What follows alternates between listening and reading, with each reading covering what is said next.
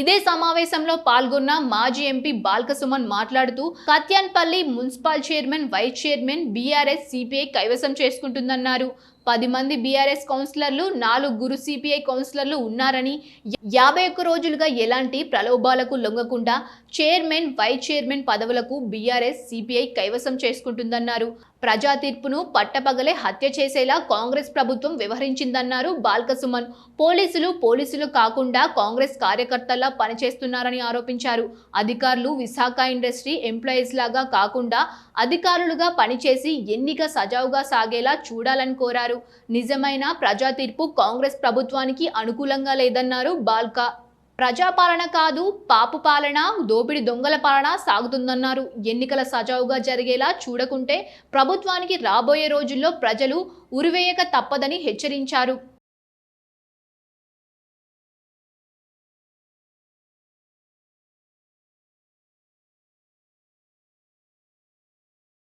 ఫిబ్రవరి 13వ తేదీ నాడు ఫలితాలు వచ్చినాయి.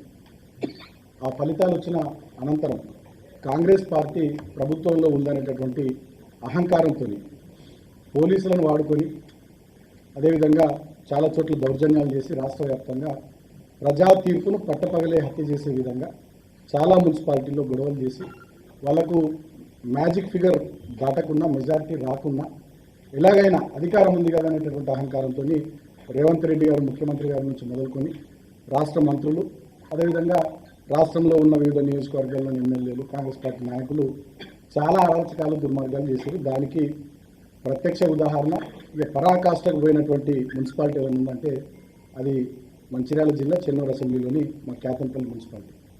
13వ తేదీ నాడు మా కౌన్సిలర్లు గెలిస్తే 16వ తేదీ నాడు చైర్మన్ వైస్ చైర్మన్ ఎన్నికుందని మా వాళ్ళందరూ భద్రాచలం పోతే భద్రాచలంలో మా శిబిరంపై మా వాళ్ళు ఎక్కడైతే నందిని హోటల్ ఉంటున్నారో అక్కడ 8 వెహికల్స్లో కాంగ్రెస్ వాళ్ళు 2 వెహికల్స్లో పోలీసు వాళ్ళు పోయి మా శిబిరం మీద దాడి చేసి మా కౌన్సిలర్లను చెదరగొట్టేటటువంటి భయపెట్టేటటువంటి ప్రయత్నం చేసి నేను భద్రాచలం పోయి వారిని తీసుకొని వచ్చి 14వ తేదీ 15వ తేదీ కేతంపల్లిలోని మా నివాసంలో వారిని ఉంచడం జరిగింది.